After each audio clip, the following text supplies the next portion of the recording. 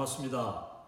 세계를 품은 복음의 동력자, 사랑하는 우리 선교 형제 여러분, 오늘 2019년 12월 마지막 주일입니다. 이제 2020년이 바로 눈앞에 다가왔는데, 제가 오늘 그동안 진행해오던 이 Perspective World Christian Movement 21세기 세계 선교의 21가지 이 트렌드를 강의를 해왔는데, 제가 그동안 좀 바빴습니다. 그래서 한 2주, 3주 정도 지금 강의를 못하다가 오늘 제 87강 87번째 강의를 진행하는데, 21세기 세계 선교 21가지 흐름 가운데 그 마지막 번째 21가지, 21번째 그 강의를 오늘 진행하려고 합니다.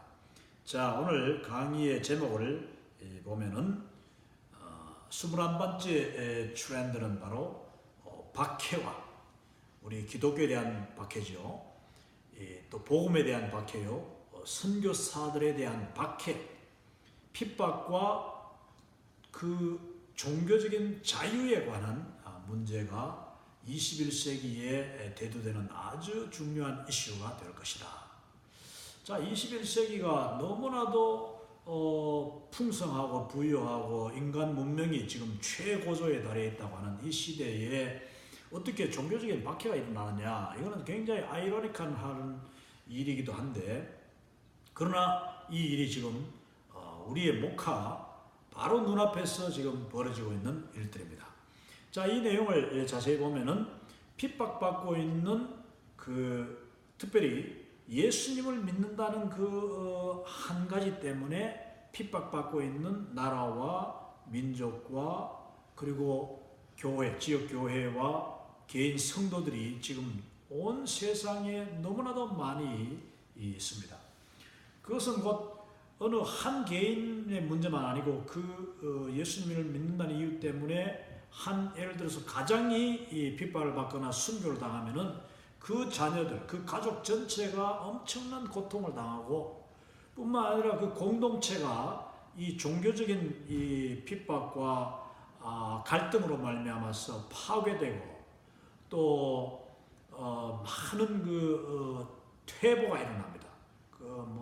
단순한 그냥 집을 불사르고 교회를 불사르고 하는 그 정도가 아니라 그 사회 공동체 자체의 문화가 그냥 다 퇴보되고, 때로는 한 나라와 한 지역 사회가 완전히 망가지는 모습을 보게 되는데, 그럼에도 불구하고 악한 이 영들은, 악한 마귀 사탄은 하나님의 복음에 대해서, 그리고 하나님을 믿는 우리 예수 그리스도인들을 핍박하는 일에 이 21세기임에도 불구하고 아주 열심히 지금 아주 광란적인 그런 광기를 발휘하면서 기독교를 핍박하는 그런 여러 가지 모양을 드러내고 있습니다.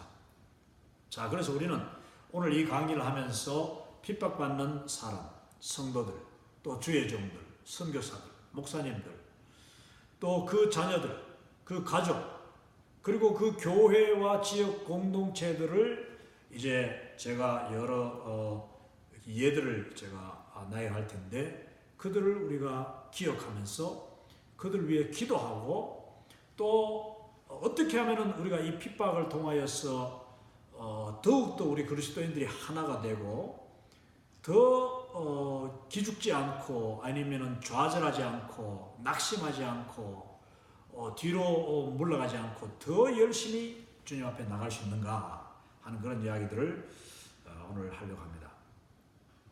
자, 그래서 제가 오늘 오랜만에 아주 모처럼 강의도 하지만은 이 글로브 자켓을 제가 입었습니다. 옷 전체에, 지금 앞뒤 전체에 세계 지도, 글로브 지도가 이렇게 다 그려져 있는, 그래서 글로브 자켓이라고 하는데, 이 자켓을 제가 오늘 입고 나온 이유는 지금도 온 세계 곳곳에서 복음 때문에, 예수님을 믿는다는 그 믿음 때문에 핍박당하고 박해 가운데 있는 우리 성도들, 주의 종들, 우리 사랑하는 형제 자매들을 위해서 기도하자 하는 차원에서 제가 이 옷을 입고 강의를 하게 됐습니다.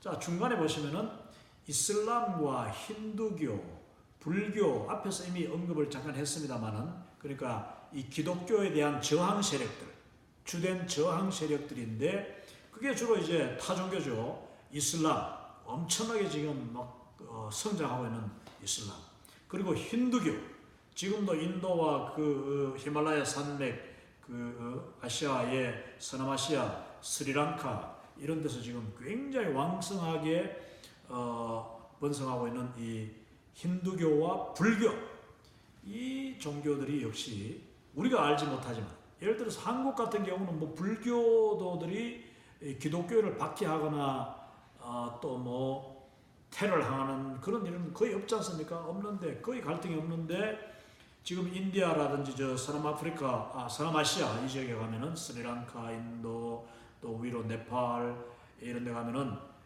불교, 힌두교, 또 거기다 이슬람, 기독교 이 종교들이 막 뒤섞여 가지고 엄청난 갈등과 심지어 우리가 알지 못하는 사이에도 많은 뉴스가 나지 않지만은, 그러나 지금도 수많은 사람들이 여전히 핍박당하고 심지어 죽음을 당하고 또 죽음의 목숨의 위협을 당하고 있다는 것을 우리가 기억해야 할 것입니다. 거기다가 이 공산주의, 그리고 사회주의라는, 이 좋은 말로 사회주의죠. 공산주의에 의한 박해, 중국 공산당, 엄청난 박해가 지금도 행해지고 있습니다. 그것을 우리는 단지 참 잘 이렇게 자각을 못하고 있거나, 아니면 알고도 우리 그리스도인들이 자칫 자꾸 잊어버리고 무뎌지고, 거기서 수많은 선교사님들이 지금도 추방을 당해서 쫓겨나고, 중국에서 뭐 한 5년 정도 이상 사역하던 분들이, 많은 분들이 쫓겨나서 이제 거기서 자리를 좀 잡고 사역을 할 만하면은 쫓아내는 겁니다. 비자 연장이 안 된다든지, 아니면 갑자기 공안 경찰들이 우리 선교사님 댁을 급습해가지고 한밤중에 그냥 뒤져가지고는 뭐 24시간 안에, 아니면 72시간 안에 중국을 떠나라 하는 식으로 추방을 합니다. 그러면은 다시는 거의 중국에 들어가기 어려운 그런 선교사님들이 너무나 많고, 그거는 또 약관입니다. 왜냐? 중국에 있는 정말 지하교회, 중국의 그 지하, 우리는 지하교회라고 하는데, 중국 말로는 사실 지하가 아니고 지하라는 말은 가짜를 이제 가정교회인데, 가정할 때 가짜 있지 않습니까? 그 가짜가, 한자 가짜가 중국 발음으로 지하입니다. 지하.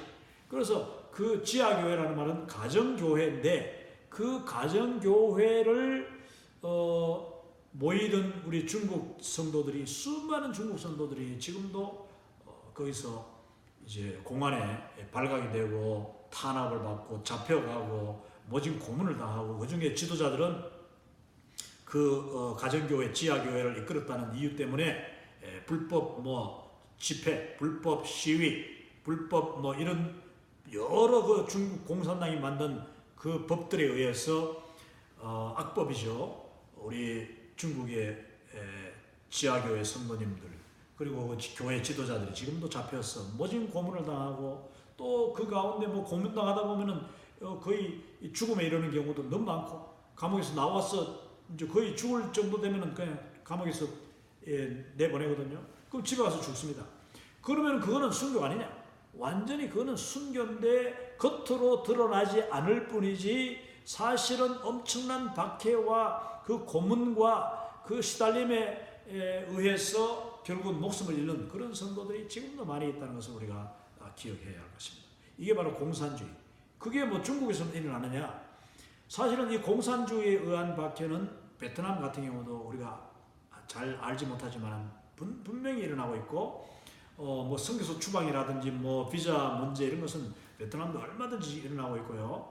또 라오스, 우리가 이제 다녀온 라오스 같은 경우도 사실은 굉장히 부드러운 나라 같은데, 라오스 사람들이 순진합니다. 순진하고 착하고 굉장히 친근하고, 그런데 기독교라는 이 우리 복음에 대해서만큼은 이 공산주의, 사회주의 국가들이 아주 엄격하게, 그 캄보디아도 마찬가지예요. 다 좋은 것 같은데 갑자기 그냥 그들이 돌변하면서 우리 그리스도인들 또 주의 종들, 선교사들을 추방하거나 핍박하는 일들이 지금도 많이 일어나고 있습니다. 자, 거기다가 또 제가 밑에 한 줄 더 써놨죠. 최근 한국에서 일어나고 있는 소수 주사파, 주체사상파, 그러니까 주체사상은 곧 김일성 주의자들인데, 한국의 이 때 아닌 때늦은 정말 45년, 50년 그리고 70년도에 거의 뭐 사라졌고, 91년도 그 러시아가 무너지면서, 아니 옛날 그 소비에트 연맹 소련이 무너지면서 완전히 무덤 속으로 들어갔던 그 공산주의의 아주 원초적인 공산주의가 지금 대한민국 서울 한복판에서 마음껏 무덤에서 다시 일어나가지고 진짜 좀비들처럼 그 더러운 모습을 드러내서 자기들을 그냥 커밍아웃 하죠. 나는 공산주의자다, 나는 사회주의자다, 나는 사회주의자인 것을 부끄러워하지 않는다. 문재인을 지지하고 기독교인을 탄압하고 교회를 문 닫아야 된다, 기독교인들을 멸절시키자, 이런 소리를 지금 대한민국 21세기 그 한복판에서 버젓이 일어나고 있는 현상이 이 공산주의에 의한 주사파 김일성주의자들에 의한 기독교 박해 조짐들이라고 하죠. 제가 조짐들이라고 하는 것은 아직 본격적으로 일어나고 있지 않지는 않지만은 지금 막 이 주사파들이 대한민국의 공산주의자들, 무덤 속에 들어갔던 자들이 그 더러운 몰골을 드러내가지고 부끄러운 줄도 모르고 후한무치 완전히 부끄러운 줄도 모르고 지금 그 소수의 이 주사파들이 대다수의 대한민국을 지금 장악하려고 하고 있는, 근데 그게 어쩌면은 지금 저 일이 정말 일어나지 않겠는가 하는 염려를 가져오는 현상이 한국에서 일어나고 있습니다. 이 방송을 하는 바로 어제 오늘 제가 새벽에도 한국에는 이제 밤이죠. 한국의 그 밤 방송을 들어보니까 정광훈 목사님이 지금 구속 가능성이 있고 이런 이야기를 하는데, 참 그 안타까운 일이고 너무나도 어이없는 일들이 지금 대한민국에서 일어나고 있습니다. 그런데 대한민국의 5,500만, 5,150만 이 인구 중에서 겨우 100만도 안 되죠. 거의 한 50만 정도 되는 그 주체사상 김일성주의자들, 그 골수분자들이 전국을 다 뒤집어가지고 아주 주요 그 조직마다 다 차지하죠. 언론부터 다 장악했지요. 그 다음에 노조 장악했죠. 전교조, 교육 다 장악했죠. 그리고 정부 다 장악했죠. 청와대를 장악했죠. 국회를 장악했죠. 놀라운 일들이 지금 일어나고 있습니다. 그래서 그들이 5천만이 넘는 대다수의 국민들을 꼼짝 못하게 하고 있는데, 그런데도 놀랍게도 이 주체사상파들의, 여러분 이 공산주의 뒤에는요 악한 영이 도사리고 있습니다. 그리고 사탄이 아주 강력한 영이 바로 공산주의라는 이 시스템을 통해서 계속 지금까지 인류를 괴롭혀왔고, 특히 대한민국은 하나님이 너무나도 사랑하고 하나님이 너무나도 부흥시키시고 발전시키시고 풍요롭게 하시고 그동안 자유를 주셨는데, 왜냐? 세계 복음화를 위하여서 하나님이 사용하시기 위해서 한국을 축복하셨는데, 지금 놀랍게도 이 잔인하고 간악하고 아주 가증스러운 공산주의를 통하여서 대한민국을 집어삼키려고 하고 있다. 하나님의 복음의 계획, 하나님의 세계 복음화 계획을 지금 저지시키려고 하는 강력한 지금 시도가 대한민국에서 나타나고 있다. 이게 참 아주 너무나도 영적으로 민감한 이야기인데 흥미롭기도 하고, 그러면서 또 염려되기도 하고, 그러다 보니까 정말 기도하지 않을 수가 없는, 저는 이 미국에 살면서 참 모든 종교의 자유, 특별히 제가 오늘 또 예배를 드리고 왔습니다만, 미국 사람들은 정말 그 예배를 드리면서도 얼마나 그 여유가 있고 또 그러면서도 깊이가 있고 참 성숙한 그런 예배를 드리는데, 내가 보면서 야, 저 미국 사람들은 어떻게 저렇게 고난이 없었는데, 미국 교회는 고난이 없었고 핍박이 없었고 또 순교자도 거의 미국 뭐 역사에 순교자가 어디 있습니까? 그런데 어떻게 미국 교회는 저렇게 성숙한가? 어떻게 저렇게 꾸준히 부흥하고 교회마다 가득 차는가? 제가 사는 이 텍사스는 특별히 더 그렇습니다. 교회들이 다 복을 받고 성도들이 정말 아름다운 모습으로 예배를 드립니다. 제가 앉았던 오늘 그 예배당에도 바로 옆자리 앞자리에 그 가족들이요, 한 40대 되는 젊은 부부가 그 10대부터 조롱조롱 3명 4명 그 어린아이 어린 초등학생까지 데리고 쪼르르 와서 예배드리고 앉아서 예배드리는 모습들.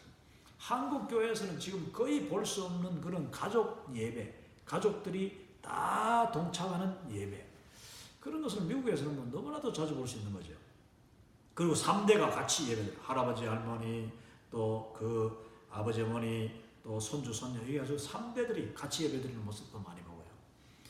그럴 수 있는 이유가 뭔가 저는 너무나도 부럽게 여깁니다. 근데 미국이 박해를 받지 않고 핍박받지 않고 고난을 거치지 않는 이유가 뭐냐? 저는 이 나라가 그동안 그 고난받기 전에, 핍박이 오기 전에 이 나라는 자기들이 받은 축복을 이미 전 세계에 나눠주는 역할을 했다. 축복의 통로 역할을 제대로 했기 때문에 하나님이 미국이란 이 나라와 미국 교회를 지금도 사용하고 계시지 않는가? 지금도 뭐 전 세계 복음화와 선교와 전 세계 구제와 이런 그 정치, 문화, 사회, 경제, 교육 전 세계의 그 흐름에 미국의 영향이라는 것은 굉장하지 않습니까? 그 이유를 저는 생각해 볼 때에 이 나라 그리고 이 미국 교회 성도들은 자기들이 고난당하기 전에 미리 다 나눠주고 섬기고 봉사하고 희생하고 직접 선교지를 찾아가고, 그게 바로 비결이 아닌가 하는 생각을 가지게 됩니다. 그러게 되려면 우리 대한민국, 제가 사랑하는 나의 모국 그리고 나의 모교회 대한민국 교회도 장차 이번에 이 어려움을 지금 지나고 있는데, 이번 어려움을 통해서 저는 하나님이 한국 교회를 아주 견고하게 참 다듬으시고 또 하나님의 뜻에 맞게 모양도 다시 새롭게 하시고 또 그 성도들의 마음도 새롭게 하시는 과정이 아닌가, 그렇게 생각합니다. 한국 교회가, 대한민국이 공산주의의 위협을 받는다는 것이 벌써 한 1945년 뭐 해방 때부터 그냥 시작된 거니까 지금까지 벌써 얼마입니까? 70년, 75년, 이 어마어마한 세월 동안 한국 교회는 고통을 당하고 있습니다. 공산주의에서 고통을 당하고 위협을 받고 또 수많은 성도들이 6.25 때 죽임을 당하고 또 물론 일제시대에 일본 사람들에 의해서도 많은 죽임을 당했습니다만 공산주의 때 주로 많은 죽임 당하고 또 지금도 이 21세기 한중간에 대한민국에서 공산주의 주체사상 김일성 하면은 이미 실패한 걸 온 세상이 다 아는데 지금도 대한민국의 소위 지식인들이라는 사람들이 그 김일성을 추종하고 김일성 사상으로 그 골이 완전히 가득 차 있다는, 이것은 정말 참 삶은 소대가리가 웃을 일이 아닌가 싶습니다. 근데 이게 왜 일어나느냐? 영적인 문제이기 때문입니다. 영적인 문제이기 때문에 한국의 소위 똑똑하다 하는 사람, 많이 배웠다고 하는 사람, 지금 뭐 한국의 젊은 층, 특히 또 돈도 많고 교육 많이 받은 그 젊은 30대 이런 사람들이 지금 그 김일성 사상에 빠져가지고 헤어나지를 못하고 있습니다. 그들은 주체 사상 가르치는 정교조 교사들에 의해서 20년 전에 10년 전에 교육을 받은 사람들인데, 그들이 지금 이 사회의 중요한 위치들을 차지하면서 그리고 자녀들을 막 이렇게 이제 낳고 가정을 이제 꾸리고 하면서 그 주체 사상에 빠져가지고 그 주체 사상 그들을 주사파들을 그냥 지원하고 지지하고 따라다니고 하면서 거기서 끝나지 않고 교회를 핍박하고 기독교를 욕하고 광화문에서 모이는 이 교회, 이 광야교회와 성도들을 지금 핍박하고 있다. 이게 놀라운 일이다 하는 겁니다. 그런데 대한민국의 주사파가 50만 명, 이건 핵심적인 인물들이 약 50만 명인데 그 사람들이 주요 요소마다 다 들어가 있다는 것이 문제입니다. 국회부터 정부부터 청와대부터 그리고 뭐 법원, 모든 판사들이 지금 판사들 중에 거의 절반 이상이 완전 물든 그렇게 머리 좋은 사람들 보십시오. 그 사상에 젖으니까 이거는 뭐 수십 년 동안 계속 그걸 공부해온 사람들이죠. 그러다 보니까 사상이라는 것이 무서운 겁니다. 아무리 머리가 좋아도 판단할 수 없는 분별을 못해요. 왜냐, 이건 영적인 문제이기 때문에. 그런데 중요한 것은 방금도 이야기했습니다만은 전교조 교육 영향이나 또 그 KBS MBC, SBS JTBC 같은 그런 좌파 공산주의에 물든 자들의 그 방송에 의해서 또 온갖 신문, 소위 기독교 방송, CBS 기독교 방송, 기독교 신문 이런 언론에 의해서 그 영향을 받는 약 40여 프로의 40%면 엄청난 숫자입니다. 40% 엄청난 숫자예요. 거의 2천만 명이에요. 2천만 명이 지금 그 주사파들의 영향을 받아가지고 뭐가 옳은지 그러니까 소극적으로는 이게 긴가민가 하는 상태고 적극적으로는 아주 공산화되어 있는 공산주의자들에게 동조하고 있는 그런 인구가 2천만 명이나 된다는 것이 이게 지금 한국의 심각한 문제입니다. 자, 주사파 50만 명이에요. 50만 명.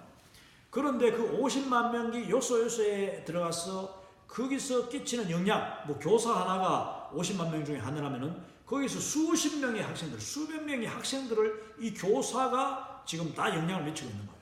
또 신문 기자 하나가, 이 KBS 방송의 방송 기자 하나가 보도국장이라든지 이런 자들이 만약에 주사파잖아요. 그러면은 그 사람이 끼치는 영향은 엄청난 겁니다. 그러다 보니까 핵심 주사파는 50만 명이지만은 거기에 영향받아가지고 부화, 뇌동하는 그런 공산주의 아닌 공산주의 추종자들이 지금 1,500만 명 내지 2천만 명까지 된다는 거예요. 그 중에서 또 한 500만 명은 적극적으로 그 주사파 그 사상에 그냥 물들어 있는 자들이고 아무도 맹목적으로 소위 대가리가 깨져도 문재인이라는 말하죠. 대깨문 이런 집단들 달빛 무슨 기상강 온갖 달창들 이런 집단들은요 그 서초동에 나와가지고 막 데모하고 밤에 촛불 집회하고 하는 이 사람들은 거의 이거는 이 머리가 빨간불로 다 든 사람들이에요. 50만 명이 아니어도 그건 벌써 그런 인구가 지금 한 1,000만 명이 되는 것 같다.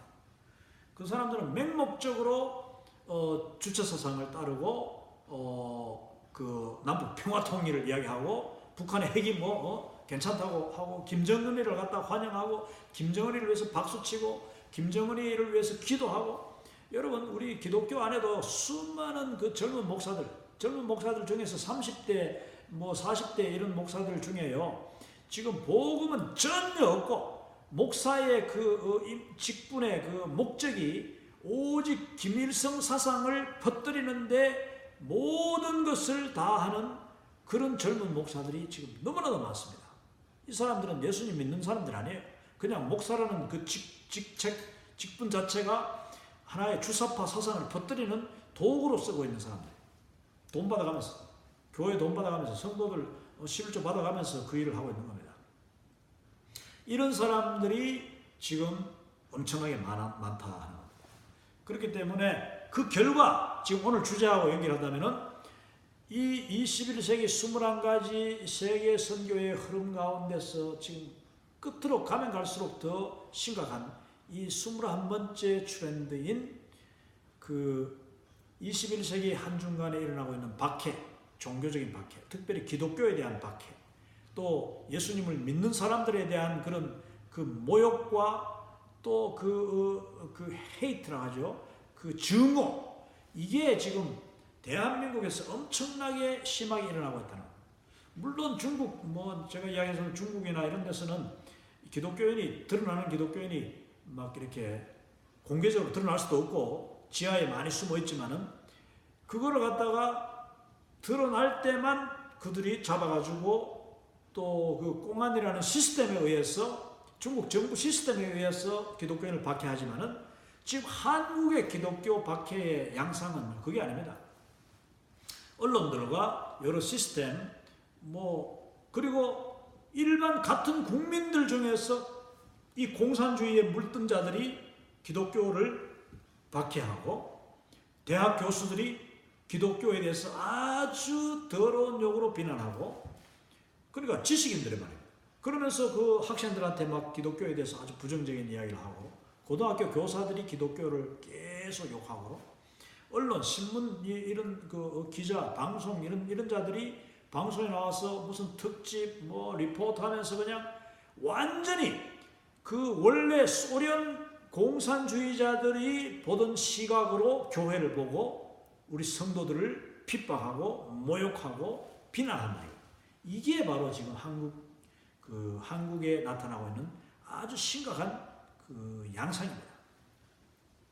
제가 그 최근에 그 책을 읽은 책이 이제 그 본 해퍼라는 책인데 본 해퍼 목사님의 전기문인데 그 600페이지 되는 큰 두꺼운 책을 제가 이제 읽었습니다만 그 내용에 보면은 독일 그 나치 있지 않습니까? 히틀러의 나치 정권이 어떻게 그 수립되고 그러면서 왜냐하면 본해퍼의 삶이 인생의 그 가장 중요한 부분이 그러니까 20대부터 30대 거의 한 15년 20년이 채 안 되죠. 왜냐하면 40 전에 이제 본해퍼가 죽게 되는데 37살인가 이때 이제 죽음을 당하는데 그 나치 정권이 어떻게 이렇게 그 세력을 형성해 가는가 그 가운데 독일 교회가 어떻게 타락하고 어떻게 그 나치 정권의 시녀 역할을 하느냐 그리고 독일 교회의 지도자들이 어떤 식으로 타락하느냐 하나님을 떠나고 그 히틀러를 우상화하고 히틀러에게 동조하고 거기에 손뼉치고 그 다음 함성 지르다가 결국 자기 교인들까지 다 데려가서 그 결과는 히틀러가 전쟁하면서 수백만 명의 독일 청년들이 죽게 되는데 전쟁에 나와서 죽게 되는데 그 목사들이 동조함으로 말미암아 그 교회 히틀러가 들어서기 전에는 교회 그냥 막 교회마다 청년들이 가득가득하고 젊은 소년들이 많던 교회가 히틀러에 의해서 청년들이 다 전쟁터에 끌려나서 죽임을 당하면 수백만 명이 죽임을 당하죠. 그게 다 그리스도인들이에요. 여러분 2차 대전 영화를 보면은 우리가 볼 때 독일 군인들이 다 나쁜 놈들 같이 보이죠. 근데 그 독일 군인들이요 다 거의 80% 이상이 독일의 그리스도인들이었습니다. 독일 교회의 청년들이고 대학생들이고 고등학생들인데 그 젊은이들이 나치 정권에 의해서 끌려나와서 전쟁에 나와서 우리 연합군에 의해서 죽임을 당한 거예요. 근데 우리는 그 독일 청년들을 보면서 다 원래 악한 자들인 줄 알죠? 그게 아니다. 왜 그런 일이 독일에서 났느냐? 나치 정권이 들어서고 이제 이 히틀러가 처음에는요. 히틀러가 정권 잡을 때 그 아주 별 볼일 없는 그냥 소수당이었습니다. 소수당. 그러니까 절반도 차지 못하는 절반이 뭐야?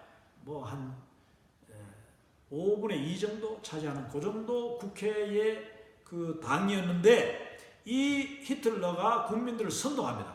우리가 1차 대전 이후에 파리 강화 조약을 통해서 독일이 너무나도 전쟁에 졌다고 우리가 너무나도 불합리한 부당한 그런 벌금과 온갖 불이익을 당하고 있다 하면서 독일 국민들에게 우리 독일 국민들은 위대한 아리아족인데 이 아리아족이 왜 이런 일을 당해야 되느냐? 내가 독일을 다시 재생시키고 독일을 파리 강화 조약 1차 대전의 그 전범 국가로부터 자유롭게 하겠다.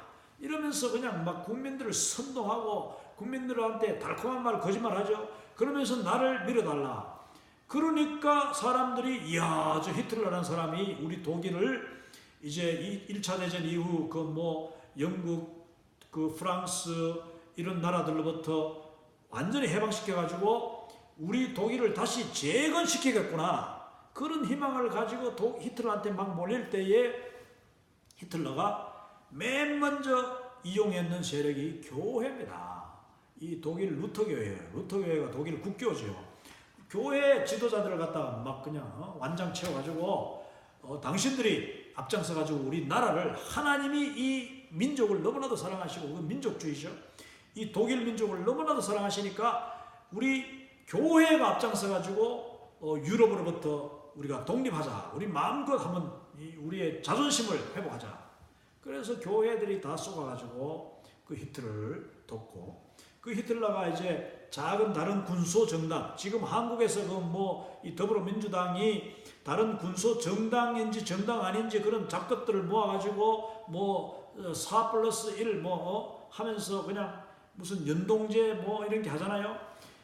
그 똑같은 일이 독일에서 일어납니다. 이 책에 보면은 너무나도 가짜는 일이 일어나요. 근데 그게 지금 한국에서 일어나는 난 더 웃기는데, 이 1931년에 이 히틀러가 정권을 잡습니다.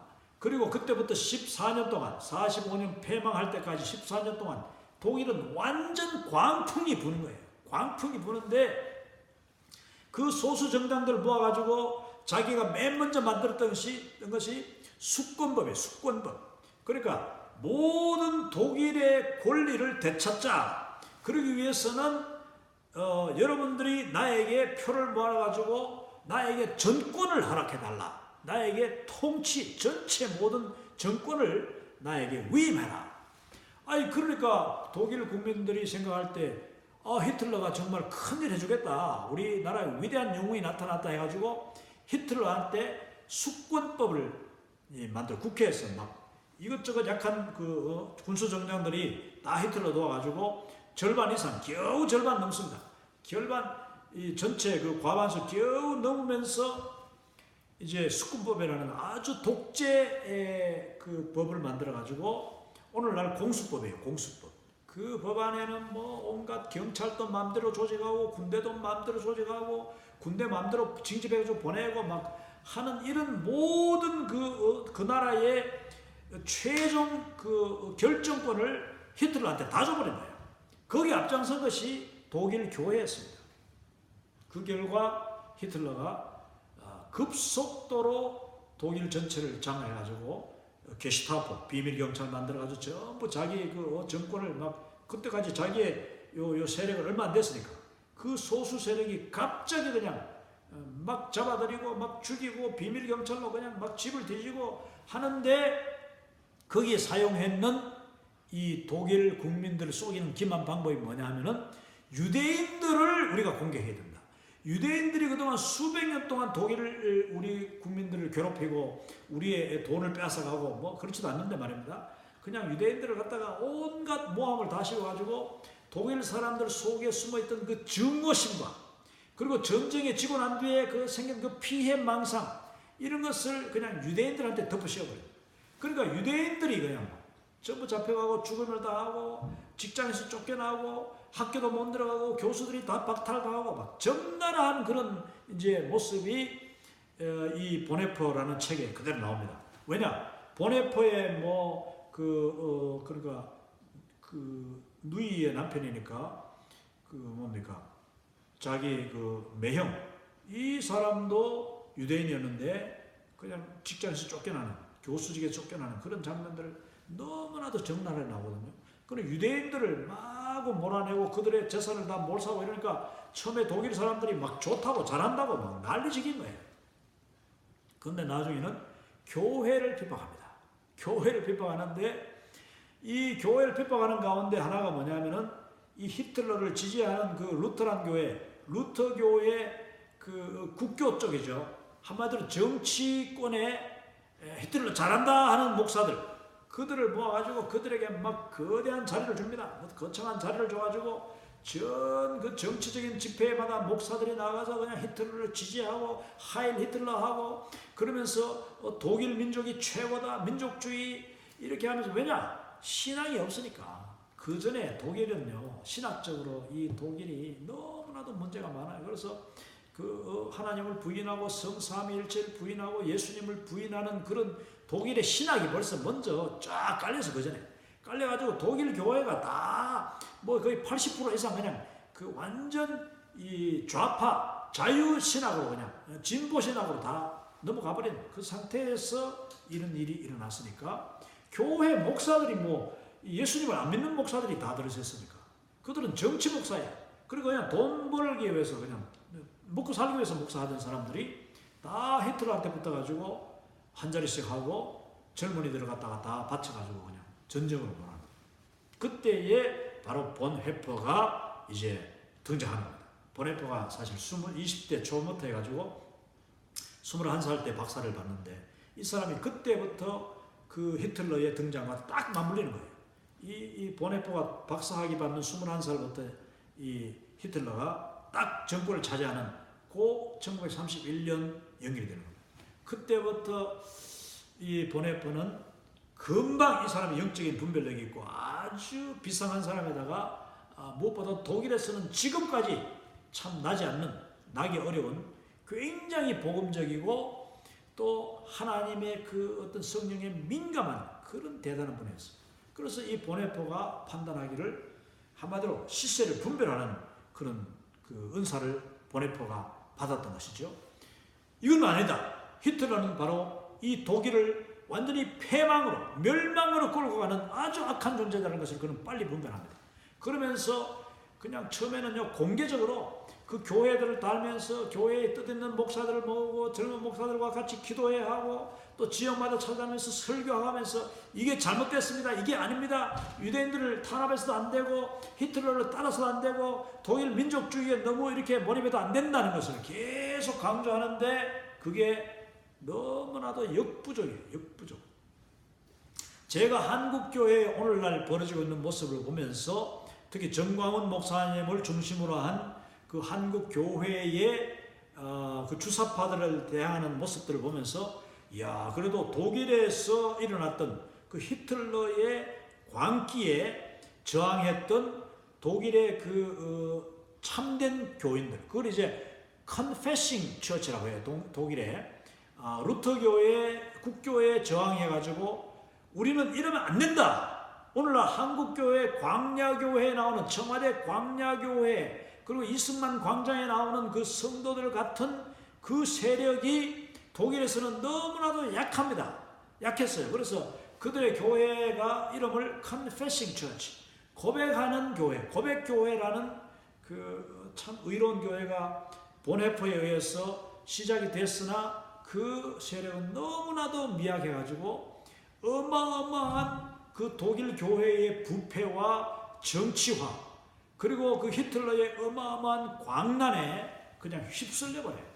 그래서 고백교회의 목사님들이 약 300 몇 명이 이제 투옥이 되고 그 중에 수십 명이 죽임을 당하고 본헤퍼도 물론 나중에 죽임을 당합니다만 하는데 그 중에 보면은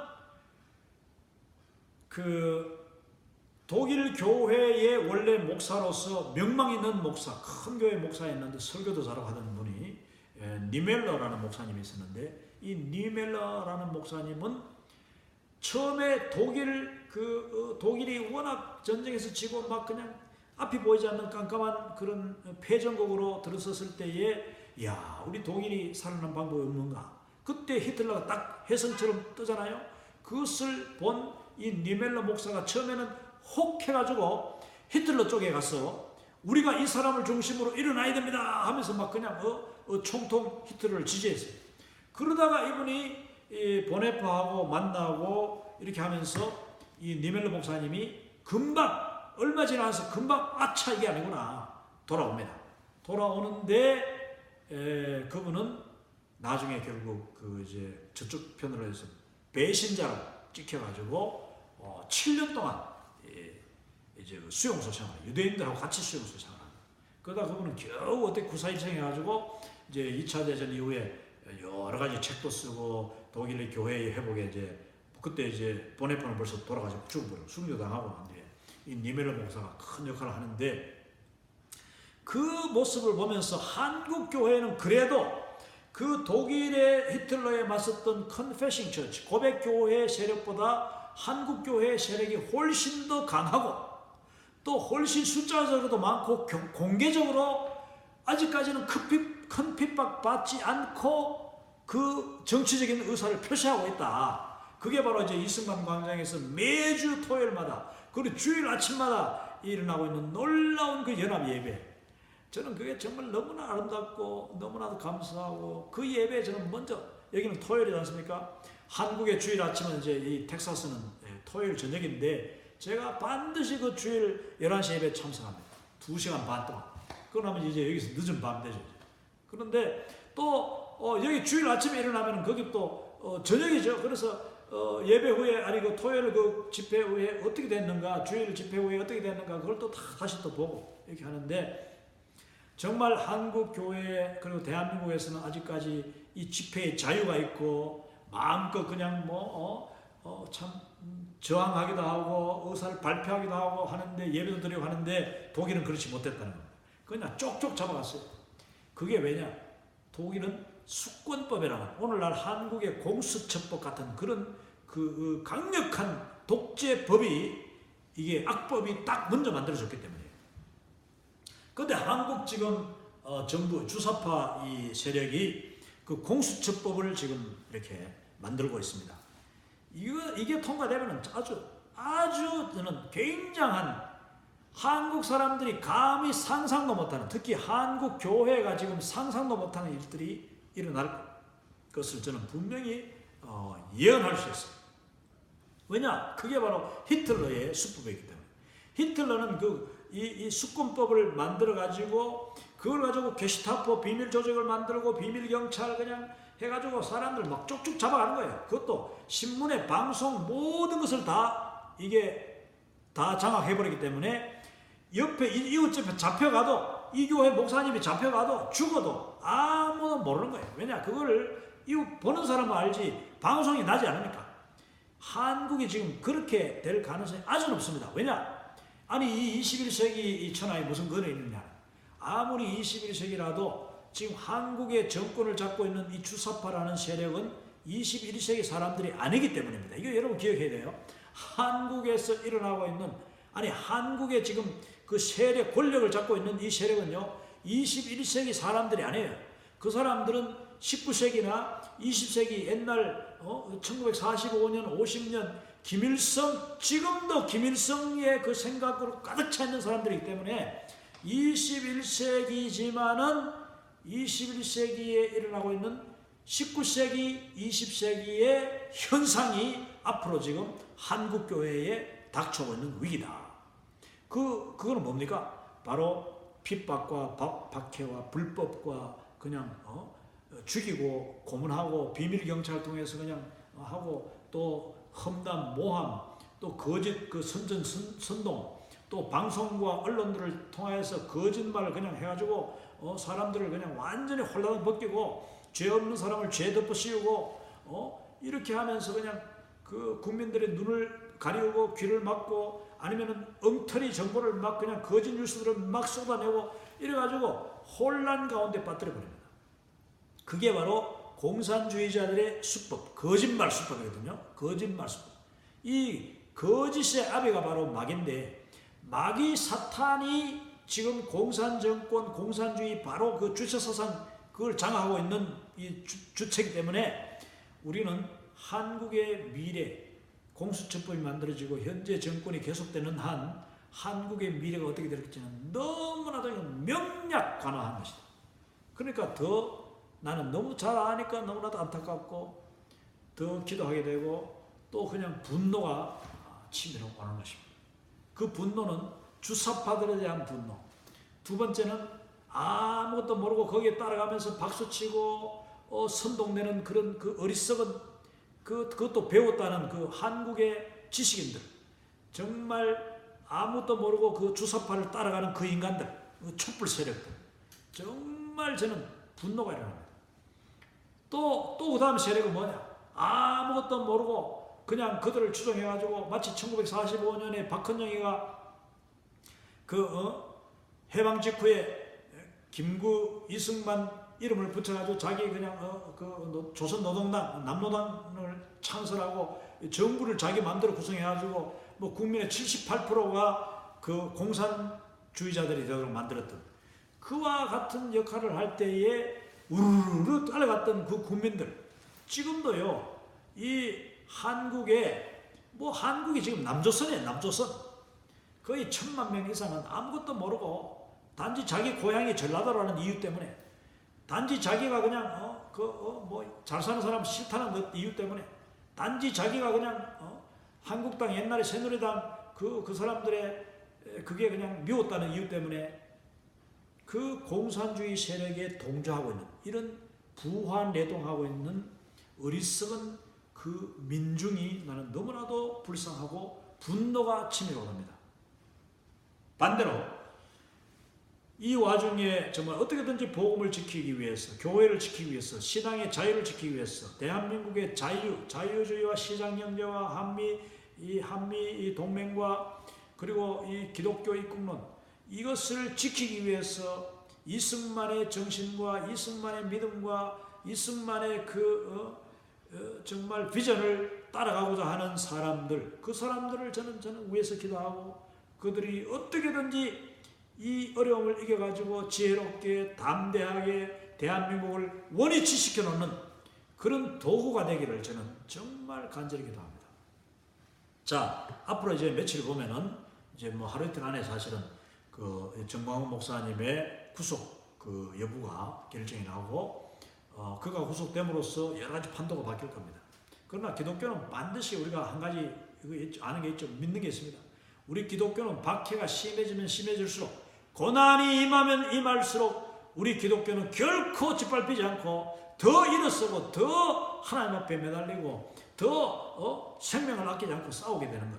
이게 우리 특히 대한민국 기독교, 조선 기독교의 특징입니다. 이게 바로 우리 저력이죠. 저는 어떻게 되는지 한번 보면서 기도하겠습니다. 자, 그리고 이제 순교자가 맨 밑에 보면은 순교자가요 매년, 이게 평균인데 이게 오래전에 평균입니다. 그런데 지금 뭐 거의 20만 명, 매년 20만 명이 죽임을 당하고 있다.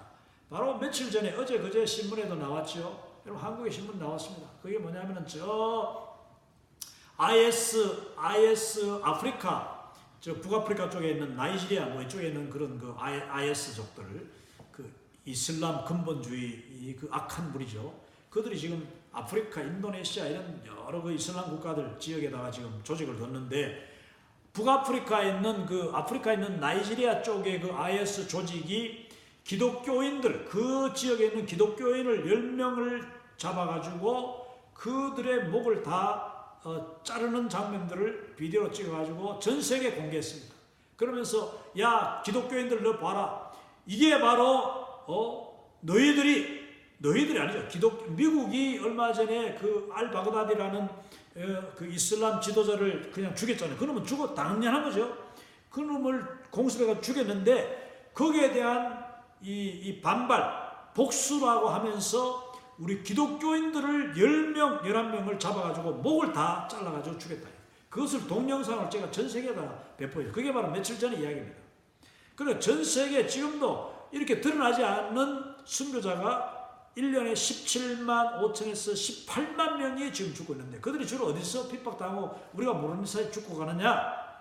중국, 북한, 인도, 수단, 시리아, 이란 이와 같은 나라들로부터 수많은 그리스도인들이 지금도 죽임을 당하고 있다. 순교를 당하고 있다. 이게 앞으로 한국에서 일어나지 말라는 법이 없습니다. 북한에서 일어나는 일이 뭐 앞으로 남북한이 뭐 이제 연방제 뭐 하면서 하나 되면은요, 여러분 김정은 밑에 들어가면 바로 다 죽는 거예요. 가장 먼저 죽는 사람들이 우리 목사들일 거예요. 그리고 기독교인들, 또 그 다음에 뭐 지식인들, 뭐 지금 소위 주체 사상에 동조하는 인간들도 거의 제가 알기로는 아마 80% 이상 죽을걸요. 박헌영이, 여러분 1945년 박헌영이 자기가 남로당을 만들어가지고 김일성하고 서로 내통해서 이 나라를 적화시키려고 했던 그 사람, 그 공산주의 입장에서 보면 엄청난 공로자 아닙니까? 그 사람이 지발로 북한 갔어요. 이승만이 그냥 쫓아내니까. 근데 북한 가자마자 얼마 안 지나서 김일성에게 숙청당해 죽음을 당했습니다. 박헌영이 죽었어요. 김일성이한테 죽었다니까. 그 뒤에 남한에서 올라갔던 그 수만 명의 지식인들, 서울대 교수들, 뭐 온갖 목사들, 뭐 이런 각 노조 대표들 이런 인간들이 뭐 언론인들, 뭐 소설가들 이런 사람들이 올라갔죠. 북한에 좋다고 나는 북한에 간다 월북했죠. 그 사람들 중에 몇 명 살아났다. 다 죽었어. 다 죽임을 당했습니다. 지 명예 못 살고. 그게 바로 공산주의의 특징이에요. 공산주의는 자기들의 그걸 지키기 위해서 처음에는 실컷 이용하다가 어느 정도 지나면은 그걸 다 죽여버리는 거예요. 다 제거를 해버려. 근데 그걸 모르고 지금 그 주체사상파들 빨고 거기다가 그냥 지원하고 좋다고 해서 촛불 들고 모이는 세력들 한번 적화통일 돼 보십시오. 그러면은 물론 우리가 먼저 죽겠지. 우리 그리스도인들이 먼저 죽지만은 그들도 2, 3년 뭔가 숙청 다 당한다니까. 그걸 우리가 알아야 됩니다. 자, 아무튼 순교당하는 우리 그리스도인들이 전 세계적으로 매년 엄청난 인구가 순교를 당하고 있다. 자, 오늘 21세기 21가지 이 중에서 21번째 바로 우리 복음의 박해, 기독교인들이 당하는 박해와 핍박과 죽음, 순교, 그리고 종교적인 자유와 위협당하는 그게 바로 21세기의 역설적인 하나의 트렌드다. 그게 이제 한국에서 지금 일어나기 시작했다. 이것을 우리가 주목하고 기억하고 기도하면서 오늘 이 시간을 지금 마무리를 하려고 합니다. 자, 여기 보면은 이제 이 이슬람 여기 보십시오. 제목이 United States of Islam이에요. 이슬람 참 미합중국이 이제 유나이티드 스테이트가 미합중국인데 이거는 이슬람 합중국이야. 이슬람 합중국이라는 나라를 전 세계적으로 앞으로 만들어 가겠다. 그래서 작은 지도 보십시오. 오른쪽 코너에 보면은 after 100년 뒤에는 전 세계가 이슬람은 그 상징적인 색깔을 녹색으로 합니다. 녹색이 이슬람 그 마호메드 색깔이에요. 그래서 이 전 세계가 이슬람 100% 되게 만들겠다. 100% 되면 어떤 뜻입니까? 그건 기독교를 다 죽이겠다는 거예요. 공산주의가 저래 봐도 예를 들어 남북이 적화되어도요. 머지않아서 공산주의는 이슬람한테 잡먹히게 되어 있습니다. 이게 그러니까 우리 대한민국이 속히 자유, 민주 통일을 해가지고 그 다음에 기독교가 정말 다시 새로워져서 전 세계로 빨리 복음을 전해야 이 이슬람화를 막을 수가 있는데 대한민국과 미국 이런 서방 나라들이 해야 되는데 지금 이슬람은 오히려 100년 안에 전 세계를 이슬람화 만들겠다는 것이 이들의 모습이에요. 이들의 비전이에요. 그리고 이슬람의 2020년 미국 해체 전략 보십시오. 이게 사실은 20년 전의 사진인데 이들이 20년 안에 2020년까지 바로 내년입니다. 며칠 안 남았어요. 원래 이슬람 전략이 뭐냐? 미국을 이슬람으로 그냥 다 만들고 미국 기독교 다 무너뜨리고 해체하겠다 했는데 여러분 그렇지 않습니다. 지금 하나님이 보호하시고 또 우리 교회를 하나님께서 지켜주셔서 미국 교회는 오히려 더 왕성해지고 물론 미국에 타락한 분도 많지만은 제가 볼 때는 미국의 교회는 꾸준히 쭉 성장하고 있다. 이거 한국 교회가 잘못 알면은요 미국은 뭐 타락하고 하는데 우리 미국 사람들 한국 사람들이 보는 미국 영화 우리는 안 봅니다. 미국의 그리스도인들은요 한국 사람들이 보는 그 더러운 미국 영화 안 봐요.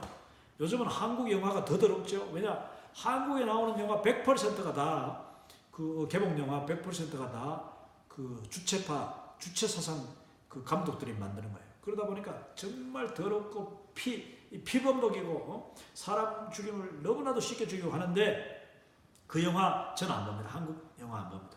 그게 무슨 상을 받니 뭐 하는데 그거 다 믿으면 안 돼요. 한국 계시는 우리 성도 여러분. 그건 nothing 아무것도 아닙니다. 아무튼 이슬람도 2020년까지 바로 내년까지 원래는 20년 전에 이들이 계획하기를 꿈꾸기를 미국을 이슬람화 한다고 했는데 전혀 이러지 않죠. 미국은 하나님이 지키고 계시고 미국 교회가 계속 성장하고 있습니다. 그러니까 이 미국은 문제가 없는데 한국이 문제다. 한국이 대한민국이 속히 저 주사파들을 몰아내고 저 이제 4월 15일 선거를 통해서 한국의 정권이 정말 이승만에 가까운 지도자로 들어서는 그런 정권 그런 기회가 앞으로 한 3, 4개월 동안 저는 한국에 놀라운 일들이 변화가 일어날 거라고 저는 믿습니다. 긍정적으로 저는 봐요. 그래서 하나님이 반드시 한국을 당신의 축복의 통로로 쓰시도록 이번에 다듬으시는 그런 짧은 한 3개월이 될 것이다. 저는 그렇게 믿고 기도합니다. 그리고 이 이슬람이요, 참 지금 야금야금 먹고 있는데 한국의 그 주체파가 지금 오늘 같이 이렇게 세력을 형성하는데 30년 걸렸어요. 제가 1981년도 대학을 들어가서 이제 그 대학 다닐 때 막 그냥 이 주체파들이 북한에 왔다 갔다 하면서 북한 지령받아가지고 날마다 데모하고 이렇게 했는데 그들이 30년 뒤에 정권을 잡았잖아요. 자, 그때 우리 기독교인들은 그동안 뭐 했느냐? 그리고 한국의 우파 세력이 민주 세력이 뭐 했느냐? 여기 보십시오.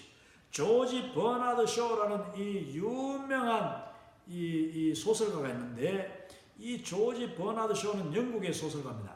이 조지 버나드 쇼가 자기가 죽을 때에 어떤 묘비를 남기는, 자기가 직접 묘비를 남겼어요. 묘비 명을 남겼는데 어떻게 한국말로 우물쭈물 살다가 결국 내 이렇게 될 줄 알았다. 이 조지 버나드 쇼는 이제 약자로 GBS라고 해요. GBS 이 유명한 영국의 문호는요. 정말 열심히 살았고 책도 많이 쓰고 엄청난 강연 미국, 영국 전 세계를 다니면서 이렇게 굉장히 인기 있는 그런 그 연사였죠. 지식이었죠. 그렇기 때문에 그는 진짜 게으르게 살지 않았습니다. 그런데도 그가 묘비에 뭐라고 썼느냐? 우물쭈물 살다가 결국 내 이렇게 될 줄 알았다. 영어로 여러분 그 뒤에 위에 써있죠. 이렇게 썼습니다. 그건 뭐냐? 우리가 정말 이 세상을 사는데 열심히 살아야 된다. 열심히. 그리고 눈 번쩍 뜨고 정신 바짝 차리고 또 영적으로 정말 끼어서 살아야 된다. 우리 그리스도인들이 받아들이면 이런 거죠. 우리 대한민국이 그동안 우물쭈물 하다가 보니까 30년 만에 이 정권이 그냥 50만도 안 되는, 그 당시에는 뭐 5만도 안 됐죠. 그 인간들이 지금 50만 명이 돼가지고 이 나머지 2천만 명 이상을 포섭해가지고 멍청하게 만들어서 지금 정권을 잡고 있다. 자, 우물쭈물 하다가는 또 여기서 더 우물쭈물 하다가는 대한민국이 완전 어느 날 북한하고 적화통일이 돼가지고 김정은이가 저 광화문 광장에 나서 연설하고 문재인이가 그 밑에서 설거지하고 심부름하는 그 모습을 우리가 보게 될 것이다. 그리고 그 광화문 광장에 수만의 그리스도인들이 이 굴비처럼 묶여서 거기서 총살을 당하고 목 잘림을 당하는 일들이 일어나지 않으라는 법이 어디 있습니까? 우물쭈물 하다가는 오늘날 이승만 광장이 김일성 광장이 되는 날이 속히 올 것입니다. 우리는 정말 끼어서 기도하고 이 시대에 우리가 해야 될 게 뭔가? 이사갈 지파의 그 사람들처럼 200명의 지도자들처럼 이 시세를 분별하고 그리고 마땅히 이스라엘이 바로 이때 마땅히 행할 바가 뭔가를 깨닫고 그것을 온 백성에게 알리는 그런 역할들을 우리 월드 크리스천, 특히 대한민국의 월드 크리스천, 또 미국에 있는, 그리고 저와 함께 이 퍼스펙티브 운동을 했던 모든 이 월드 크리스천, 세계를 보는 그리스도인, 우리가 마땅히 해야 될 바가 바로 이 일이다. 21가지 이 특징의 마지막 부분을 저는 이렇게 결론을 내리고 싶습니다. 하지만 제가 한 강의를 더 하려고 합니다. 왜냐? 자, 그러면 22번째는 과연 지금까지 없었는데 21세기 금방 들어왔으니까 우리가 21세기 이제 20년을 딱 살아봤는데 앞으로 19년을 살아보니까 이어질 다른 트렌드가 뭔가, 그 부분에 대해서 제가 나머지 강의를 하도록 하겠습니다. 오늘 강의는 여기까지 마치겠습니다. 할렐루야, 감사합니다.